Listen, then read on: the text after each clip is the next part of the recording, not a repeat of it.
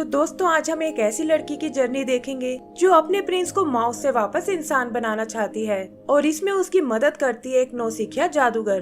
तो चलिए शुरू करते हैं। तो मूवी के शुरू में हमें एलेक्स नाम के एक प्रिंस के बारे में बताया जाता है जिसे एक विच ने खानदानी दुश्मनी के कारण माउस में बदल दिया और उसकी जगह एक फेक प्रिंस ओलाफ को बिठा दिया। फिर एक दिन उनके राज्य में एक एला नाम की लड़की आई जिसके साथ उसकी जादूगर दोस्त क्रिस्टल और वोल्टर और मैनी नाम के 2 माउस थे। उन्होंने किसी तरह उस विच को मार डाला, लेकिन मरते हुए विच ने एला को एक स्टोन में बदल दिया। एलेक्स को उसका सैक्रिफाइस देखकर बहुत दुख होता है और वो अपनी लाइफ पावर उसे देकर वापस माउस बन जाता है। तब से एला और उसके फ्रेंड्स कोई ऐसा तरीका ढूंढ रहे हैं जिससे वो एलेक्स को फिर से इंसान बना सके। ऐसे ही एक दिन क्रिस्टल भागती हुई एला के पास आती है और बताती है कि उसने श्राप को तोड़ने वाला स्पेल ढूंढ लिया है। इसके लिए वो उन्हें कुछ चीजें लाने को बोलती है, जैसे ब्लैक फेदर, रेनबो एग और ब्लू फ्लावर का स्टेमिन। इन सब को मिलाकर वो एक मैजिकल पोशन बनाती है, लेकिन एलेक्स पर इसका कोई असर नहीं होता और उल्टा वो उसे घायल कर देती है। क्रिस्टल समझ जाती है कि अभी वो एक परफेक्ट जादूगर नहीं बन पाई है और इसीलिए उसके स्पेल्स अच्छे से काम नहीं कर रहे। तभी उसकी नजर स्पेल बुक के ऑथर पर पड़ती है जिसका नाम डॉक्टर नोइटोल है और उन्हें लगता है कि वो शायद उनकी मदद कर सकता है। एला एलेक्स से वहीं पैलेस में रुकने को कहती है और अपने दोस्तों के साथ उस ऑथर के घर पहुंच जाती है। वो देखते हैं कि उसका घर मैजिक से भरा हुआ है, लेकिन बहुत बुलाने पर भी वो उनके सामने आने से मना कर देता है। तब एला उसे सारी बात बताती है और उसकी प्रॉब्लम सुनकर वो उनसे मिलने को तैयार हो जाता है। वो देखते हैं कि ये डॉक्टर असल में एक टोर्टोइज है और उसे अपनी नॉलेज पर बहुत ही घमंड है। थोड़ा भाव खाने के बाद वो फाइनली उन्हें एक क्लू देने को तैयार हो जाता है और बताता है कि तुम्हारी मदद लाइफ स्टोन नाम का एक जेम ही कर सकता है जो समुद्र पार फॉरेस्ट क्वीन के कैसल में रखा हुआ है। लेकिन साथ ही वो उन्हें वॉर्न भी करता है कि वहाँ तक पहुँचना बहुत मुश्किल है और अगर तुम क्वीन तक पहुँच भी गए तो वो तुम्हें लाइफ स्टोन कभी नहीं देगी। क्रिस्टल को लगता है कि वो बस उन्हें बेवकूफ बना रहा है, लेकिन एला उसे वहाँ तक पहुँचने में अपनी मदद करने को कहती है। तब डॉक्टर उन्हें बताता है कि मेरे बैकयार्ड में एक क्लाउड रहता है और अगर तुम उसे मना सको तो वो तुम्हें समुद्र के पार ले जा सकता है। ये सुनकर वो सब उस क्लाउड से मिलने जाते हैं, लेकिन देखते हैं कि वो उनकी बात सुनने को बिल्कुल तैयार नहीं है। क्रिस्टल फ्रस्ट्रेट होकर उस पर अपना मैजिक यूज करती है और इससे क्लाउड को भी गुस्सा आ जाता है। एला समझ जाती है कि वो तो बस उनके साथ खेलना चाहता है और जल्दी ही उसमें और क्लाउड में दोस्ती हो जाती है। एला फाइनली उसे अपनी जर्नी के लिए तैयार कर लेती है और ये देखकर क्रिस्टल उदास हो जाती है। आगे हम उन सबको उस कैसल की ओर जाते हुए देखते हैं और एला नोटिस करती है कि क्रिस्टल का मूड अचानक से खराब हो गया है। एला उससे इसका कारण पूछती है, जिस पर क्रिस्टल बताती है कि शायद वो अपने ग्रुप के लिए एकदम यूजलेस है और यहाँ तक कि अपना मैजिक भी ठीक से नहीं यूज कर पाती। उसे लगता है कि वो कभी एक परफेक्ट जादूगर नहीं बन पाएगी और शायद अब उसे जादू करना छोड़ देना चाहिए। तब एला उसे समझाती है कि इंसान को कोशिश करना कभी नहीं छोड़ना चाहिए और वो उसे खुद पर यकीन रखने को बोलती है। फिर जल्दी ही वो लोग उस फॉरेस्ट तक पहुंच जाते हैं और क्लाउड उन्हें वहीं छोड़कर वापस चला जाता है। यहाँ उनका सामना एक बोलने वाले पेड़ से होता है जो खुद को इस फॉरेस्ट का गाइड बताता है और कहता है कि मैं तुम्हें उस कैसल तक तुरंत पहुँचा दूंगा। वो देखते हैं कि ये पेड़ चलने में बहुत स्लो है, लेकिन कोई और चारा न होने के कारण उन्हें उसे ही फॉलो करना पड़ता है। पेड़ की मदद से फाइनली वो उस कैसल तक पहुंच जाते हैं और देखते हैं कि 2 गार्ड्स वहाँ की पहरेदारी कर रहे हैं। क्रिस्टल अपने माउस फ्रेंड के साथ उनका ध्यान भटकाती है और पीछे से एला उस कैसल के अंदर चली जाती है। वहाँ उसे फॉरेस्ट क्वीन का रूम दिखाई देता है जिसमें कुछ अजीब सी स्टैचूज रखे हुए हैं। तभी एक लैंप जिंदा होकर उसके सामने आ जाता है और कहता है कि तुम शक्ल से मुझे एक चोर लग रही हो। वो एला से खुद को अपने साथ ले जाने को बोलता है और कहता है कि मैं रास्ते में तुम्हारे बहुत काम आऊंगा। देखते ही देखते वो दूसरे स्टैचूज भी एला से यही रिक्वेस्ट करने लगते हैं, जिसमें एक जीनी और एक मैजिकल कारपेट भी है। फिर एला गलती से एक मैजिकल पेंटिंग में चली जाती है और एक के बाद एक उसे वहाँ कई खतरों का सामना करना पड़ता है। तभी उन्हें फॉरेस्ट क्वीन के आने की आवाज सुनाई देती है और एक लेडी एला को पेंटिंग से बाहर निकाल देती है। लैंप उसे जल्दी से एक अलमारी में छुपने को कहता है और तभी क्वीन अपने रूम में आ जाती है।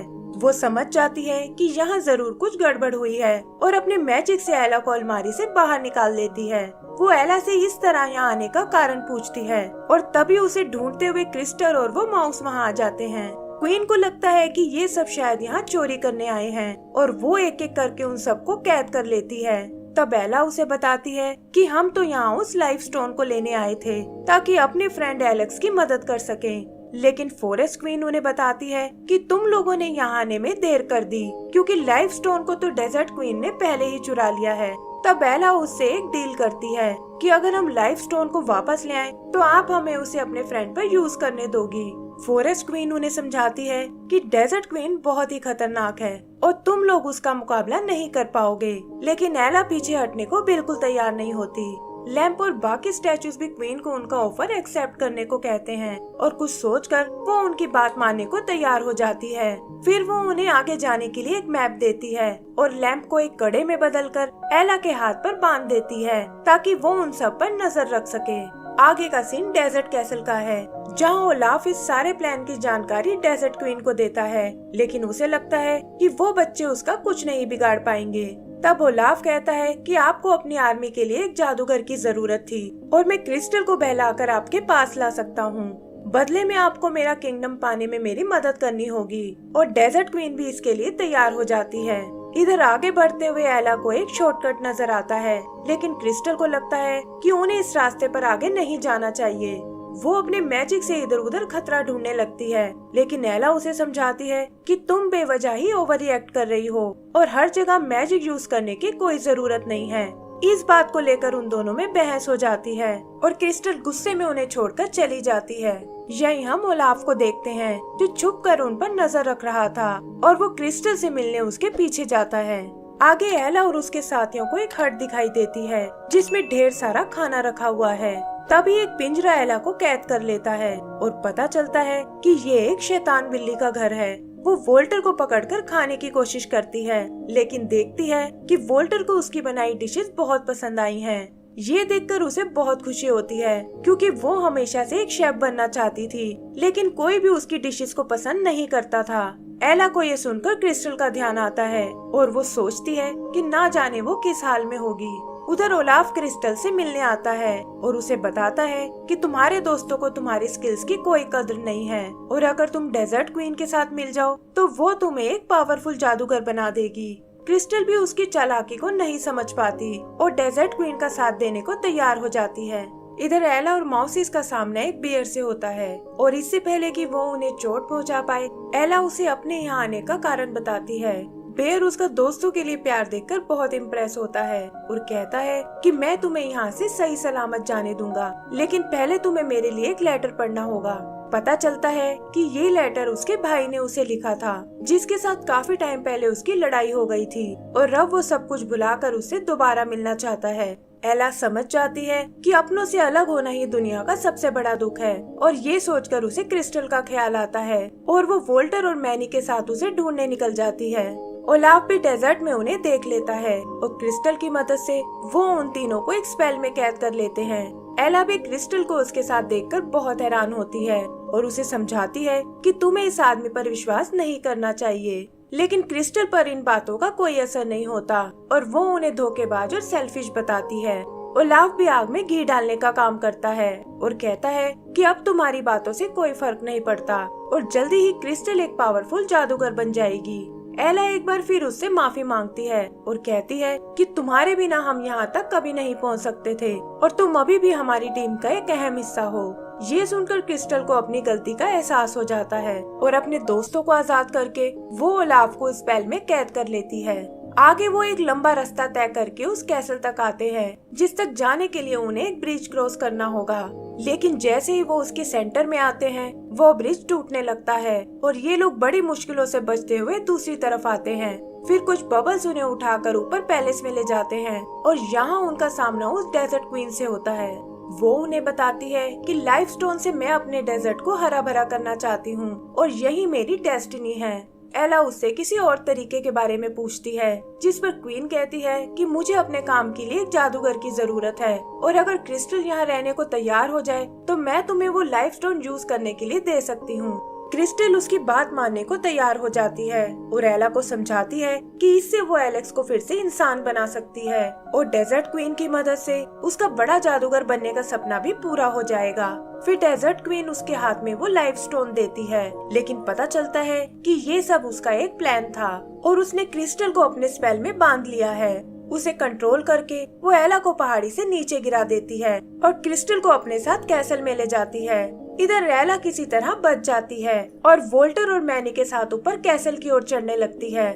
उधर डेजर्ट क्वीन क्रिस्टल से एक बार फिर सोचने को कहती है और बताती है कि मैं तुम्हारा परफेक्ट जादूगर बनने का सपना पूरा कर सकती हूँ, लेकिन क्रिस्टल ऐसा करने से मना कर देती है।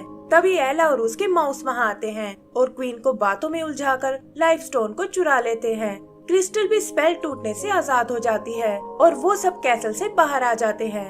डेजर्ट क्वीन गुस्से में उन पर अटैक करती है, जिसके लगते ही क्रिस्टल एक डॉल में बदल जाती है। एला को ये देखकर बहुत दुख होता है और वो डेजर्ट क्वीन से इसका बदला लेने की सोचती है। डेजर्ट क्वीन उस पर भी अपना स्पेल यूज करने की कोशिश करती है, लेकिन एंड टाइम पर वहाँ फॉरेस्ट क्वीन आ जाती है। फॉरेस्ट क्वीन एला से वो लाइफ स्टोन लाने को कहती है, क्योंकि उसके बिना वो डेजर्ट क्वीन का मुकाबला नहीं कर पाएगी। और ये सुनकर एला तुरंत उसे ढूंढने निकल जाती है। पता चलता है कि वो लाइफ स्टोन मैनी के पास है, लेकिन तभी उनके सामने ओलाफ आ जाता है। वो उनसे स्टोन छीनने की कोशिश करता है, लेकिन एला वहाँ आकर उस स्टोन को पकड़ लेती है। तभी वो माउस ओलाफ पर अटैक कर देते हैं और इसी हड़बड़ी में उनके साथ साथ एला भी पहाड़ी से नीचे गिरने लगती है। लेकिन इससे पहले कि वो लोग नीचे जमीन से टकराएं, क्लाउड वहाँ आकर उन्हें बचा लेता है और बताता है कि डॉक्टर ने उसे उनकी मदद करने भेजा है। फिर वो उड़ते हुए वापस कैसल की ओर आते हैं और देखते हैं कि डेजर्ट क्वीन ने फॉरेस्ट क्वीन को ट्रैप कर लिया है। एला किसी तरह बचते हुए उस स्टोन को फॉरेस्ट क्वीन की ओर उछालती है, लेकिन वो देखते हैं कि डेजर्ट क्वीन भी उसे पकड़ने आ रही है। तभी फॉरेस्ट क्वीन एला के हाथ में बंधे उस लैंप को एक्टिवेट करती है और उसकी रोशनी डेजर्ट क्वीन को चकाचौंध कर देती है। लाइफ स्टोन भी फाइनली फॉरेस्ट क्वीन की छड़ी तक पहुंच जाता है और वो डेजर्ट क्वीन को उड़ाकर दूर फेंक देती है। आगे हम उन सभी को फॉरेस्ट कैसल में देखते हैं, जहां क्वीन उन्हें बताती है कि वो एलेक्स और क्रिस्टल में से किसी एक को ही ठीक कर सकते हैं। तब एलेक्स उससे क्रिस्टल को जिंदा करने को कहता है, क्योंकि उसकी ये हालत उसी की वजह से हुई है और एला को भी उसकी बात माननी पड़ती है। फिर क्वीन स्टोन की पावर से क्रिस्टल को ठीक कर देती है और हम देखते हैं कि वो इस बार एक नए रूप में है। क्रिस्टल एलेक्स को माउस के रूप में देखकर बहुत हैरान होती है और तब फॉरेस्ट क्वीन उसे सारी बात बताती है और ये सुनकर क्रिस्टल को बहुत दुख होता है। आगे क्वीन उसे बताती है कि लाइफ स्टोन ने तुम्हारी मैजिकल पावर को बढ़ा दिया है, जिससे तुम भी एक परफेक्ट जादूगर बन चुकी हो और अब तुम फिर से अपना पहले वाला स्पेल ट्राई कर सकती हो। क्रिस्टल भी ये सुनकर खुश हो जाती है और अपने दोस्तों से स्पेल की चीजों को फिर से इकट्ठा करने को बोलती है। फाइनली उसके स्पेल से एलेक्स फिर से इंसान बन जाता है और इसी के साथ हमारी ये मूवी भी खत्म हो जाती है। तो दोस्तों, अगर आपको ये मूवी पसंद आई हो तो प्लीज हमें लाइक एंड सब्सक्राइब करना ना भूलें। Thank you.